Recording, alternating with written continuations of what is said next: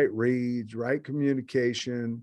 I'm talking about on both sides of the ball, not necessarily the motion, but reading keys, communication off of that, trying to win the game on what we know mentally, trying to see the game played before the snap of the ball on both sides of the ball, straining, finishing blocks better, being better tacklers.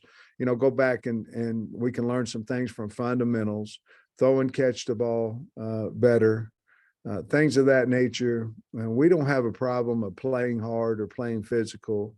Didn't have many loafs at all in the game. It's just you just want to be a little bit crisper. And I think you'll try to get that each and every week. But once you actually see yourself in that particular season on tape, I think you can learn a lot from that, both as a coaching staff and players. And I think that, after the game, it felt like it didn't feel like we had lost the game, but it certainly didn't feel like a top 25 win. And I think that's where you want your program. But at the same time, you'd like to celebrate wins as well. I had a good talk with him about that after the game. But I think all those things, I think we have a mature team that's now won several games, and I think they understand that we have a lot of work to do. So we certainly are respectful of South Carolina and watching video and trying to see what they do and all those things. But we have a lot of work to do, like I explained, on ourselves. And then I know Simeon Blair seems like he's kind of become more of a vocal guy back there. If you don't have Catalon, how much of a help is it to have a guy like Blair still back there at safety? Well, I think it's huge. He's played a lot of games, and he, to be honest with you, he was kind of the vocal guy of the safeties. Cat certainly was vocal as well, but he's embraced that role. We need him to be that guy.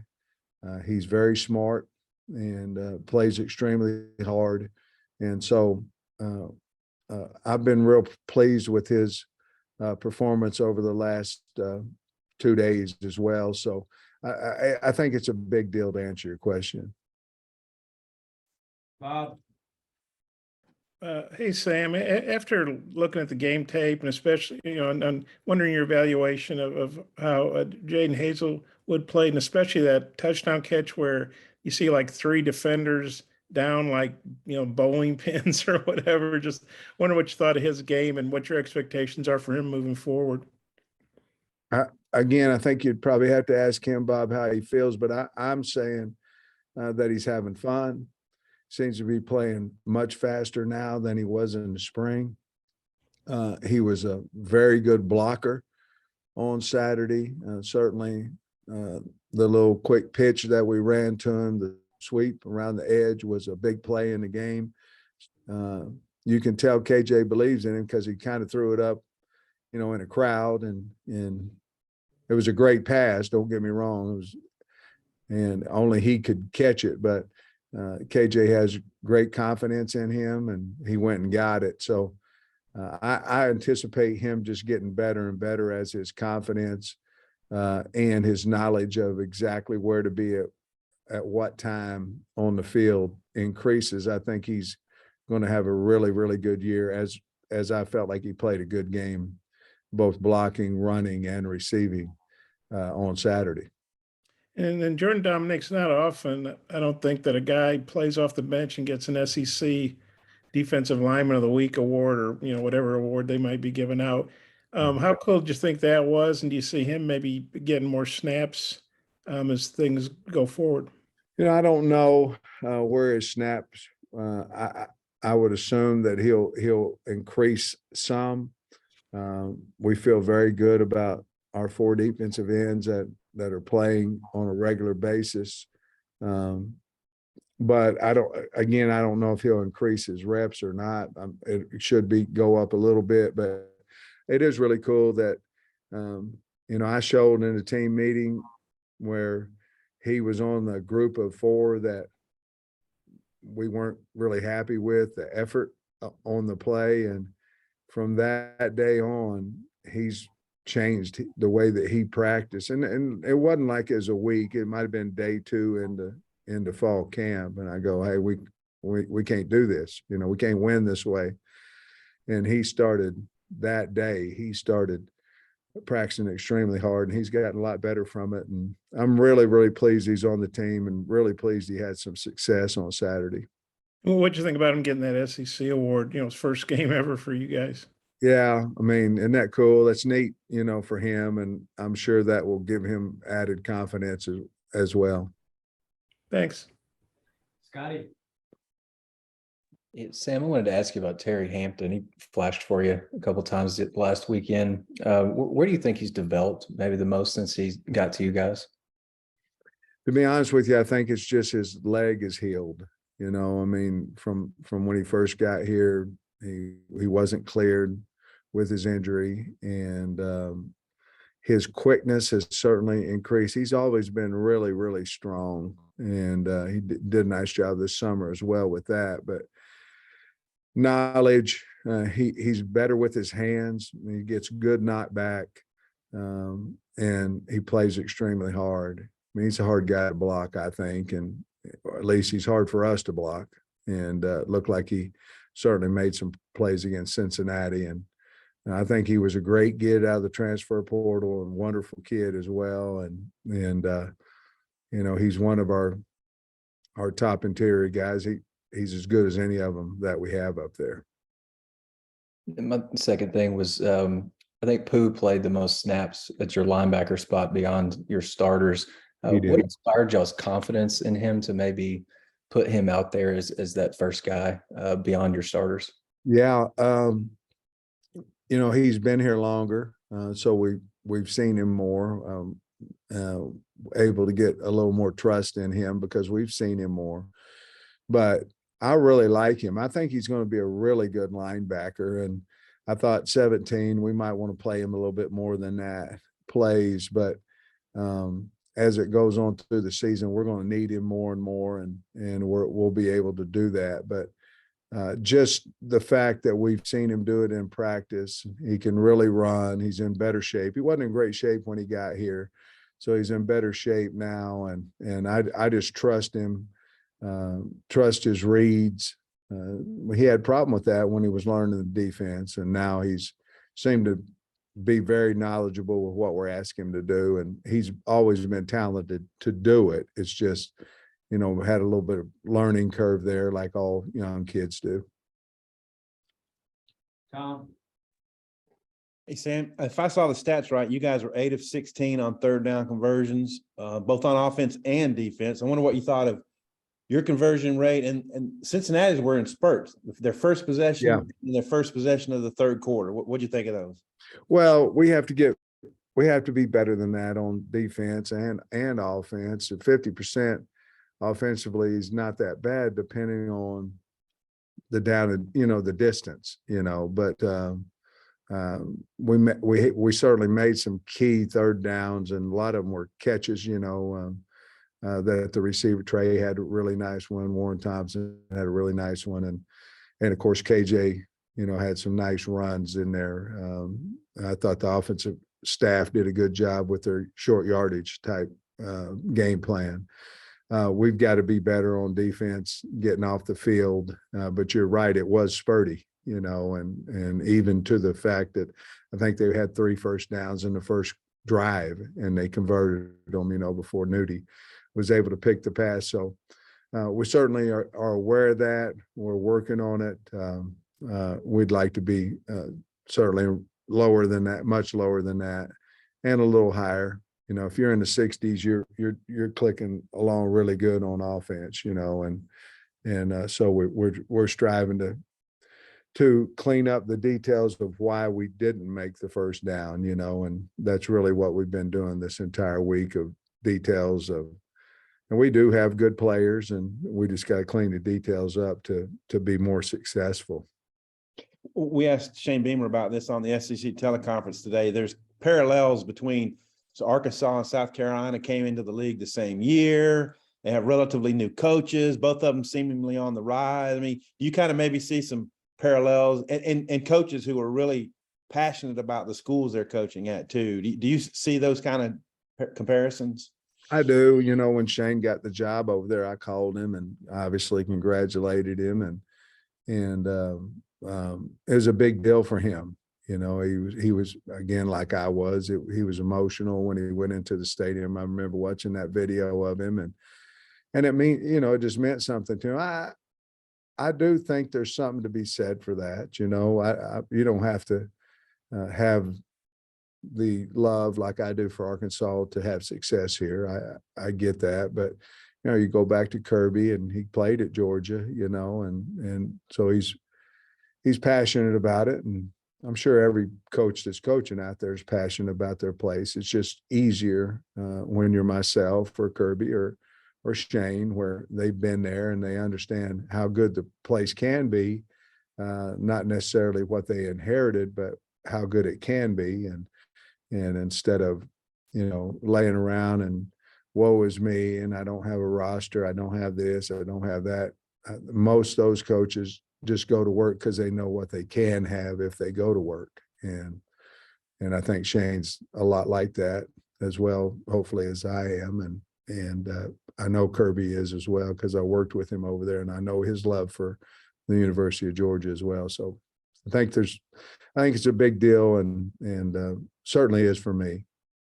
Quick question about Jaheim Bell. Their number 0. He's listed as a tight end. He had 7 or 8 carries the other day. Yeah. What do you think about that whole scheme, the way they utilize personnel? Yeah, it's crazy. I mean, he plays everything. He takes tosses out of the backfield. I mean, obviously they've got a lot of trust in him, first of all, and he's earned that because of his athletic ability. He makes it a little bit of a nightmare because you don't know where he's going to line up, you know, and really that puts you in a what personnel are they in type situation too, because they're using him at 3 different positions basically. And but we're going to have to know where he is and be physical whenever he gets the ball, because he's a hard guy to bring down.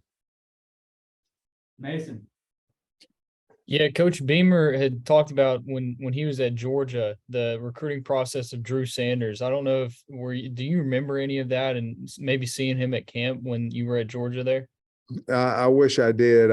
I'd lie to you if I said I remember any of that. I don't.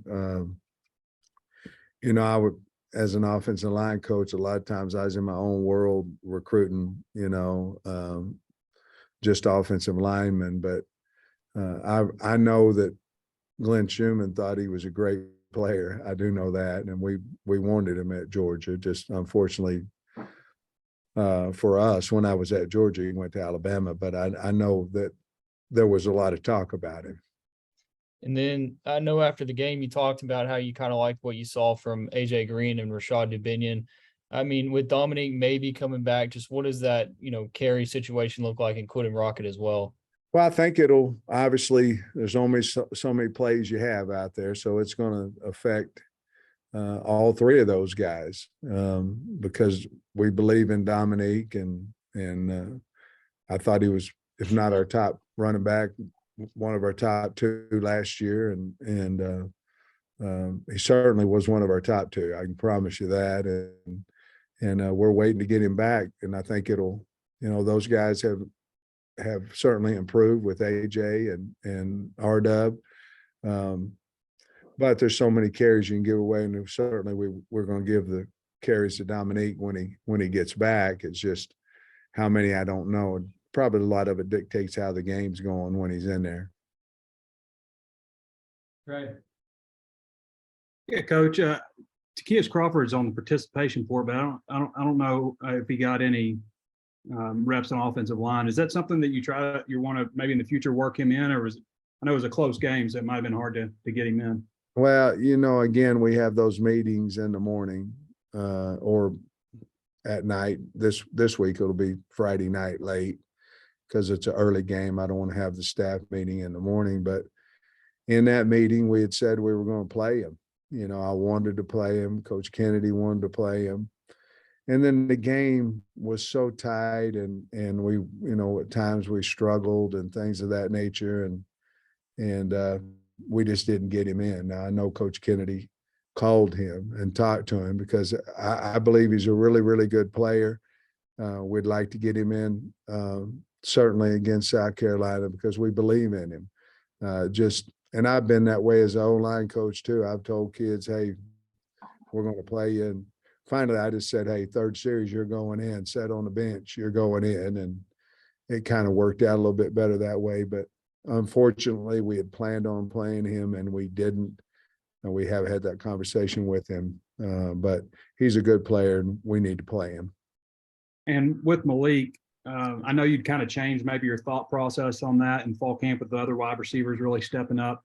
Yeah. With the packages that we saw, is that about the number of reps we can expect in the future, or is that something you maybe change game to game? Well, I think I'd like to amp it up just a little bit, maybe another 2 or 3, not drastic, Trey, but maybe another 2 or 3 plays, something new each week, kind of put something new out of that package. But I really like our wideouts where they're at right now. I do. I like Landers and Warren and certainly Hazelwood, and I like Keytron Jackson. Even with him, as good a player as he is, he didn't get the reps that we were hoping to get. But there's just not enough room to go around. Not enough plays right now, and so we have to be very conscious of that as well. And certainly at the quarterback spot, Fortin is playing really well. And so it allows us to do that a little bit more. But you have a problem of, do you want to take Matt Landers or Hazelwood or Warren Thompson off the field? And so if we did that, it'd be maybe 2 or 3 more plays a game, Trey, not a tremendous amount. Thanks, Coach. Wrap us up, Bob. Hey, Sam, it's not often you can bring a defensive back off the bench. You started, I think, 11 games the year before for the team that won the national championship. You were able to do that with Brini, and he may be playing a bigger role now. How do you think he played, and just how do you think he's fitting in, since I guess he didn't go through spring ball, he didn't get here until summer? Well, I think if you asked Brini, he'd say, hey, I got to get better. Again, he's still trying to get all the defense in his mind and make sure that he's right, and so he can play fast. He has had a really good week this week.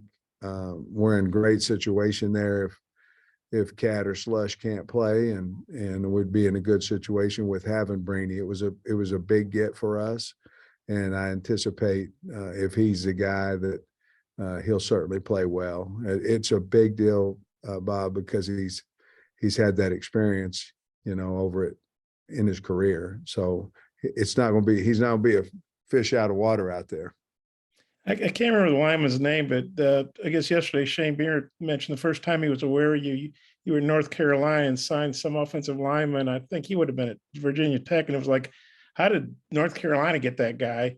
And I guess that, Oh, no, that was a defensive lineman. I think that's probably why he was. We signed Robert Quinn, who was a 17th pick, great guy and great player at North Carolina, played forever. I don't know if he's still playing or not, but he played up to last year. I don't know if he's still on the roster, but he was a defensive end. And I'll be honest, I don't know how we got him either. I can give you a story if you want it. Yeah, sure. Your stories are always good. Well, we got to work that morning of signing day, 6 a.m. in the morning. And Coach Butch Davis said, have you talked to Quinn yet? I said, no, Coach, I talked to him last night and he still didn't know what he was going to do. And he said, well, call him. And I said, well, Coach, it's 6 o'clock in the morning. He said, call him. And so I texted him and all those kind of things. And then his mother, and I text his mama, and his mother texts back, and she said, you're going to be excited here in a little bit, and she kind of let the cat out of the bag, and then later on that day, Rob decided he was going to be a Tar Heel, and Rob had told, bless his heart, rest his soul, John Blake, because John Blake was a D-line coach at the time. And Blake had went in there and because Alabama was recruiting him hard. And Blake said, "You're going to go to Alabama and their running back coach is recruiting you." And Quinn looked right at me. He said, "Well, if I go to North Carolina, the whole line coach is recruiting me there, you know." And Blake had a huge ego. It crushed him, you know, but anyway, we were fortunate enough to get Rob and I think Shane was at South Carolina at the time, maybe. And Robert was from South Carolina. So I think that was the deal. Is that something you guys talked about when you were at Georgia together? Like, man, how'd you get that guy from us or anything? Or No. At that time, we were just we weren't very good. You know, we went 7-5 that first year at Georgia, and we was just trying to hold on. We ended up winning the bowl and finished 8-5. And no, we were all just trying to save our jobs, you know. But I really enjoyed Shane when I was there at Georgia with him. Thanks, Sam. That's a good story. All right, guys. Have a wonderful day. We'll see you Saturday, I guess. Thanks, guys. Go Hogs.